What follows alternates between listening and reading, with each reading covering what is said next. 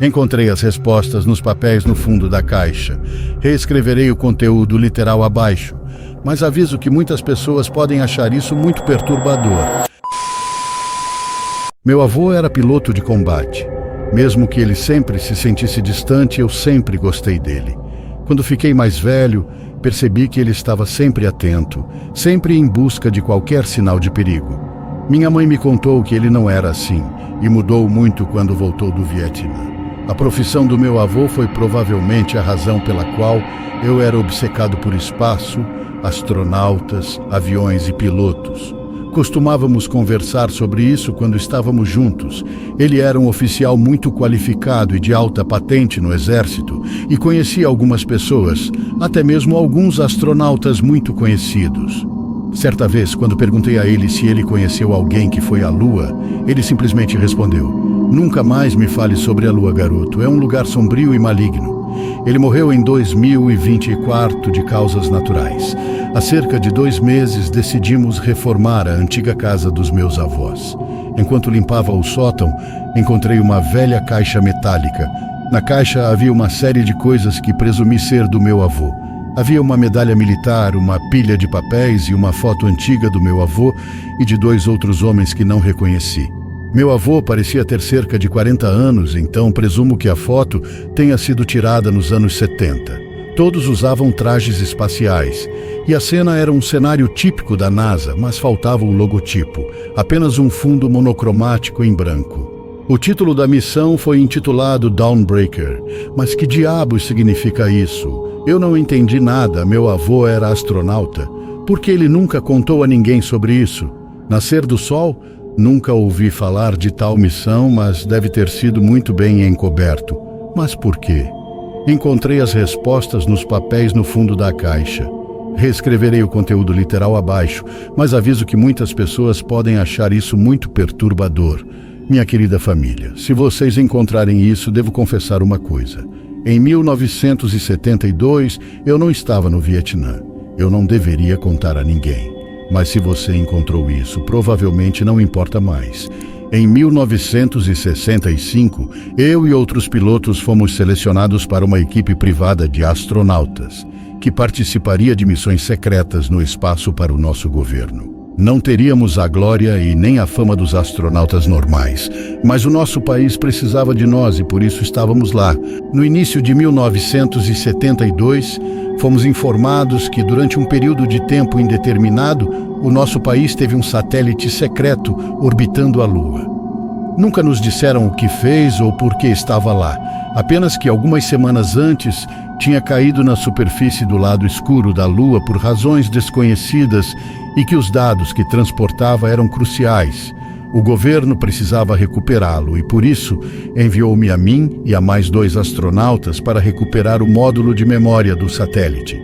O equipamento da planejada missão Apollo 18 foi essencialmente transferido para nós. Pelo que nos disseram, a equipe Apollo ficou furiosa. Afinal, eles tinham uma razão para estar. Parecia que quem quer que estivesse sob o nosso comando era muito mais poderoso que a NASA. Toda a missão era ultra secreta, obviamente.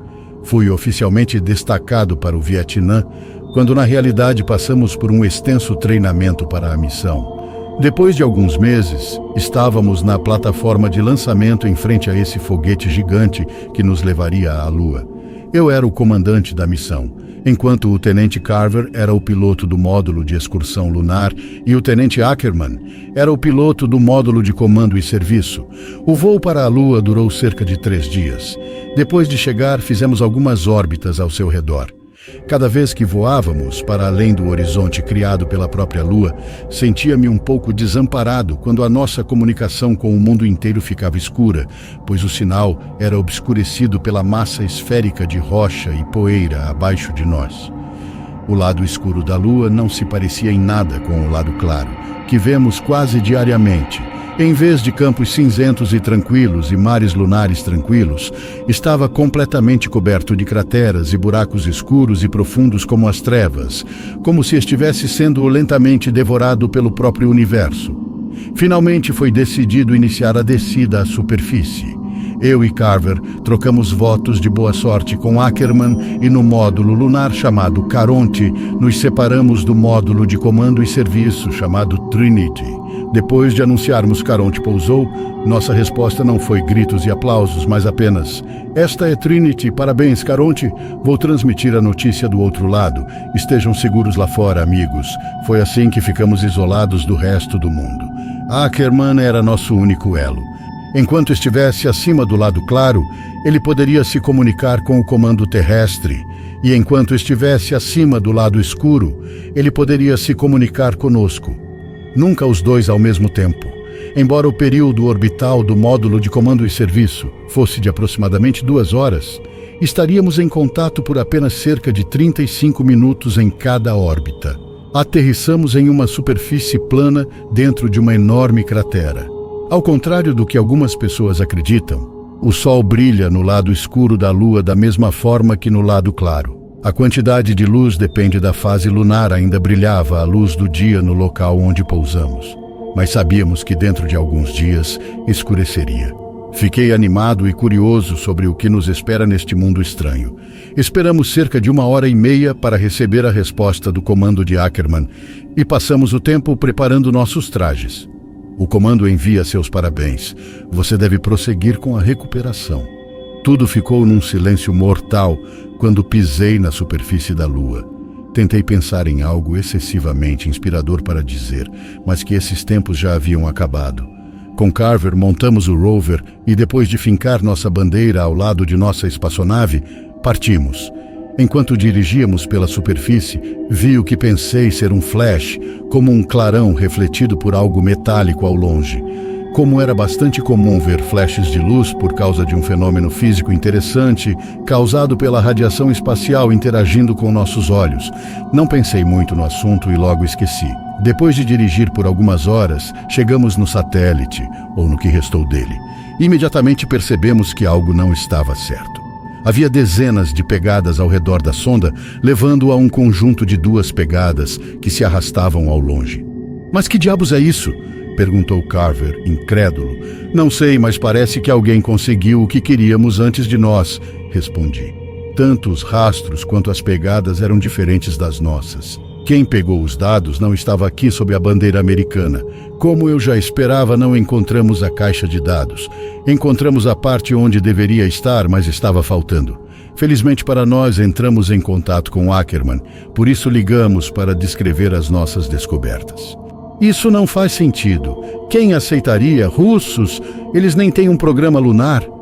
Mesmo que alguém o pegasse, como poderíamos não estar cientes disso? Como podem os russos pousar na Lua sem que percebamos?"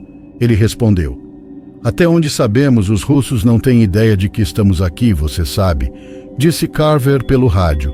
"Vamos seguir a trilha", interrompi a conversa. "Vocês têm certeza disso?" perguntou Ackerman. "Inferno, não tenho certeza de nada. Estamos claramente perdendo alguma coisa aqui, mas farei o que você diz, capitão", respondeu Carver. "Sim. Se o que quer que estivesse naquela investigação era muito importante para 2 países enviarem pessoas aqui para recuperá-lo, temos que descobrir o que aconteceu com isso", respondi. "Copie esse Caronte. Vou transmitir seu paradeiro para o comando assim que puder. Tenha cuidado lá fora." Nosso oxigênio estava com metade da capacidade agora, mas seguimos em frente com a esperança de resolver esse mistério. Não demorou muito até que vi algo à distância. À medida que nos aproximamos, percebi que se tratava de uma espaçonave. Seu desenho era diferente do nosso e estava decorado com uma bandeira da União Soviética. Não consegui explicar porquê, mas senti que havia algo realmente estranho na nave espacial. Se realmente houvesse russos conosco na Lua, eles teriam captado nossas comunicações há muito tempo, então não fazia sentido nos escondermos. Para o módulo de pouso soviético não identificado, esta é a tripulação do Dawnbreaker. Por favor, responda. Sabemos que você está aqui, temos você à vista. Nada. Tentamos contatá-los várias vezes em russo e inglês, mas sempre recebemos apenas silêncio em resposta. Chegamos mais perto e percebi por que achei a espaçonave estranha antes. Parecia que já estava lá há algum tempo. Não víamos muito do interior através das pequenas janelas que estavam cobertas com alguma coisa por dentro. "Nosso ar está acabando", E eu não gosto desse Miller. Nós realmente deveríamos voltar agora, disse Carver com clara inquietação na voz. Eu sei, mas temos que descobrir o que está acontecendo aqui. Demorou algum tempo até descobrirmos uma maneira de abrir a câmara de descompressão. Ninguém estava em casa e o interior estava uma bagunça. O interior estava salpicado com um líquido vermelho acastanhado, provavelmente conteúdo de uma das muitas embalagens de comida abertas que estavam no chão. Ou foi? Não. Eu rapidamente tirei esse pensamento da minha cabeça. Era uma nave de 2 lugares. Havia uma pequena quantidade de suprimentos e amostras restantes, mas nenhum sinal da caixa preta do satélite. Havia um traje espacial pendurado na parede perto da câmara de descompressão. 2 ocupantes e um traje espacial com um crachá claramente faltando. Nós 2 rapidamente percebemos que o outro ainda devia estar em algum lugar junto com seu ocupante. Nesse ponto, estávamos com muito pouco oxigênio, então corremos para voltar para nossa espaçonave. Ao chegarmos a Caronte, com os últimos pedaços de oxigênio em nossos trajes, percebi uma coisa. Diga-me, Carver, fui só eu ou não passamos pelos destroços no caminho de volta? Perguntei. Porra, nem mencione isso, não estava lá mesmo. Mais tarde compartilhamos nossa descoberta intrigante com Ackerman, e ele ficou tão surpreso quanto o comando quando, por sua vez, os informou. Naquela noite fiquei de vigia durante as primeiras 4 horas. Não era realmente uma noite, pois o sol ainda brilhava, mas, para fins de cronometragem, nos referíamos à hora em que dormíamos como noite. Quando finalmente chegou a minha vez de dormir, sonhei que estava seguindo o flash que vi no dia anterior. Andei sem parar até encontrar o mesmo traje espacial da nave russa caído ali, no meio da poeira. Os membros estavam torcidos e contorcidos de maneiras horríveis, mas estava claro que alguém ou algo estava dentro daquele traje. Aproximei-me e lentamente comecei a abrir o protetor solar que obscurecia o interior do capacete. Olhei aterrorizado ao ver o interior. Era meu rosto, coberto de sangue vermelho acastanhado. No lugar dos olhos havia apenas 2 buracos. No dia seguinte começamos a captar algo em um canal não utilizado da nossa rádio. Foi um sinal fraco vindo de algum lugar da cratera. Tentamos conectá-lo aos alto-falantes, mas não fez sentido. Era apenas um som repetido, semelhante a uma pessoa vocalizando o som de uma única letra ou vogal, mas esticado por cerca de 3 segundos, seguido por uma pausa igualmente longa. Estava muito distorcido e claramente não era um loop, já que cada som era ligeiramente diferente do anterior.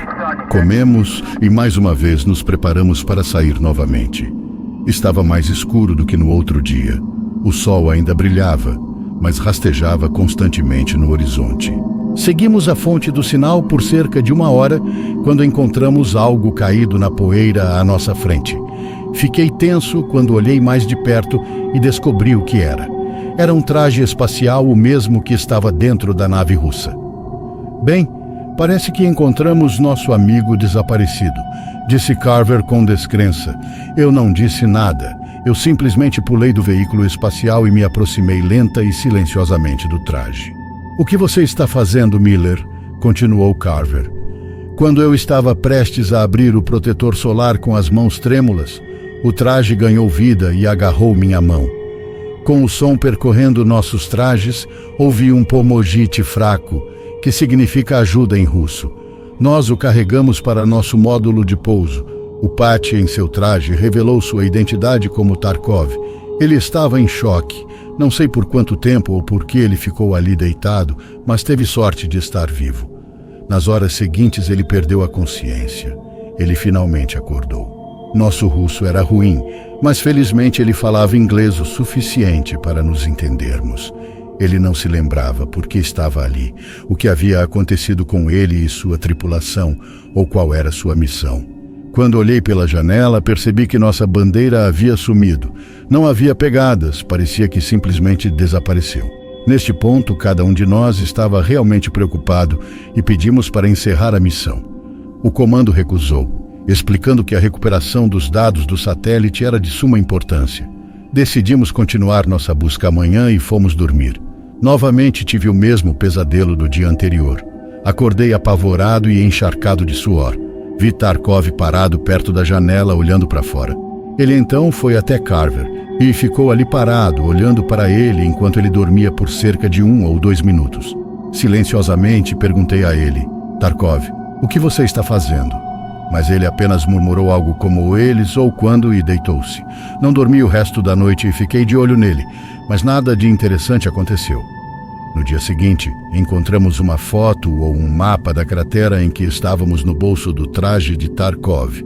Havia um ponto a alguns quilômetros de onde estávamos que estava marcado com uma cruz.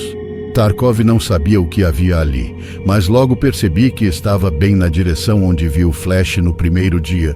Tivemos que dar uma olhada. Mais tarde, eu e Carver decolamos e seguimos em direção a esse alvo misterioso, enquanto Tarkov permanecia no Caronte. Na realidade, o nosso veículo espacial tinha energia suficiente para transportar nós três, mas eu insisti que não, e que ele deveria ficar para trás. Não confio nesse cara, disse a Carver, depois de ter certeza de que Tarkov estava fora do alcance do nosso rádio de curto alcance. Nós pousamos na Lua, não encontramos a caixa e de repente a sonda desaparece. Então encontramos um russo supostamente morto que não se lembra quando foi a última vez que cagou. E agora estamos indo em direção a um lugar discreto que estava marcado em seu mapa e sobre o qual ele nada sabe. Pode apostar que não confio nele. Mas que droga, não confio em nenhum passo que dou nesse lugar. Ele respondeu. O que vamos fazer com ele? Ele perguntou mais tarde. Eu não sei ainda, mas não podemos levá-lo conosco. Nem o módulo de excursão lunar e nem o módulo de comando foram construídos para um passageiro extra. Você sabe disso, respondi. E temo que ele também saiba disso, respondeu Carver. O sol estava se pondo. Depois de dirigir um pouco, chegamos a algo que me intriga até hoje. Bem ali na nossa frente, estava algo que só posso descrever como uma pirâmide de 3 lados. Tinha cerca de 3 metros de altura e sua superfície era completamente lisa e preta como a noite. Mas que diabos é isso? Perguntou Carver com um arrepio na voz. Demos uma volta e tiramos fotos. Que porra é essa? De repente ouvi através do meu rádio. Virei-me e vi Carver congelado no lugar, olhando para alguma coisa. Lá, sob a luz fraca restante, estava um traje espacial a cerca de 6 metros de distância de nós. Reconheci o nome que faltava e percebi que era o traje da espaçonave russa. Ele estava de pé. O protetor solar foi aberto para revelar uma visão que me aterroriza até hoje. Estava vazio. O traje estava vazio, mas estava em pé. Droga, o que está acontecendo aqui? Voltei aos meus sentidos depois de ouvir um barulho crepitante vindo do meu rádio. Você não pertence aqui, falou em uma voz baixa, profunda e distorcida. Então, do nada, fui cegado por um intenso clarão de luz. Quando me recuperei, a coisa havia sumido. Escultor, você está bem? Perguntei. Ele ficou em silêncio a princípio e depois respondeu. Cara, foda-se a NASA, foda-se o exército, foda-se o satélite, foda-se toda essa merda de missão. Eu quero sair daqui agora. Sem qualquer debate, corremos para o veículo espacial e voltamos para Caronte. Quando voltamos, o sol já havia se posto no horizonte e estava quase totalmente escuro. A câmara de descompressão estava aberta e Tarkov estava parado na frente do módulo em seu traje. Caramba! Na pressa, esquecemos completamente dele. Me aproximei e comecei. Escute, Tarkov, há algo que você... Parei quando percebi que ele estava segurando algo nas costas, mas já era tarde demais. Ele balançou e me atingiu com uma vara afiada. Bati a cabeça na parte interna do capacete e, atordoado, caí no chão. Quando o zumbido em meus ouvidos parou, vi ele e Carver brigando na poeira. Levantei-me e me joguei em Tarkov, empurrando-nos a uns 3 metros de distância. Antes que eu pudesse me levantar novamente, ele já estava em cima de mim. Nós lutamos e assim que ele segurou a alavanca que servia para soltar meu capacete, bati em sua cabeça com uma pedra afiada. Sua viseira quebrou e enquanto o ar escapava lentamente de seu traje, eu me levantei e agarrei a haste. Já estava manchado de sangue. Ele se lançou sobre mim, mas eu o esfaqueei no peito. Ele então caiu em cima de mim. E quando nossos capacetes se tocaram, ele falou enquanto o último ar era retirado de seus pulmões. Ele não é seu amigo, siga a voz. Levantei-me e fui até Carver. Vi que seu traje estava perfurado na coxa e sangue vermelho amarronzado estava sendo sugado para o vácuo sem ar ao nosso redor. Quando o trouxe para dentro do Charon, percebi que nosso kit de primeiros socorros havia sumido. Ele estava sangrando muito e consegui desacelerar, mas tive que tratá-lo adequadamente. Eu estava com medo de que, se decolássemos, ele sangrasse em gravidade zero ainda mais rápido. Havia um kit médico na coisa russa, não era? Ele disse. Sim, respondi. Miller, você tem que ir buscá-lo. Porra, não é tão longe daqui, não é? Disse Carver. Não, não é. Tem certeza de que pode esperar até eu voltar? Perguntei. Sim, basta ir. Então eu fui. Não morra comigo, Carver. Isso é uma ordem, eu disse antes de sair. Como eu disse, não demorou muito até chegar ao módulo de pouso russo, mas pareceu uma eternidade. Durante toda a jornada, esperei que algo saltasse da escuridão ao meu redor. Não fiquei surpreso quando vi que o traje que antes estava pendurado na parede havia sumido, mas ainda assim, senti um arrepio percorrer minha espinha. Peguei o kit médico deles e voltei assim que pude, mas não conseguia parar de pensar nas últimas palavras de Tarkov. Ele não é seu amigo, siga a voz. Eu ficava repetindo dentro da minha cabeça. Então mudei o canal do meu rádio para aquele em que ouvimos o barulho incompreensível. Ainda estava ligado. Percebi que era mais forte em uma direção específica. Siga a voz, eu disse para mim mesmo. Foi essa a voz que Tarkov quis dizer?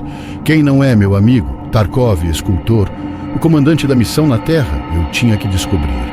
Parti na direção do sinal.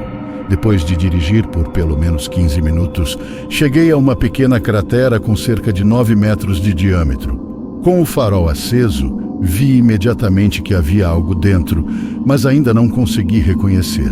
Passei pela borda e entrei na cratera e mudei minha luz para intensidade total. Fiquei ali paralisado de terror puro pelo que pareceram horas. Havia um bloco retangular do mesmo material da pirâmide no centro da cratera. Um corpo estava deitado em cima dele. Seus membros estavam contorcidos da maneira mais retorcida e horrível possível. Seus olhos estavam faltando e em seu lugar havia apenas 2 buracos. Era Carver. Havia uma pequena caixa enfiada dentro de sua boca. Era a caixa preta do satélite. Peguei a caixa e saí correndo de lá o mais rápido que pude. Carver estava morto. Se Carver estava morto, quem era o Carver que deixei no Caronte? Ele não é seu amigo, foi a única coisa que tive em mente durante o resto do caminho de volta. Quando voltei, o corpo de Tarkov havia desaparecido, mas Carver ainda estava lá, deitado, sangrando. Mas não foi Carver.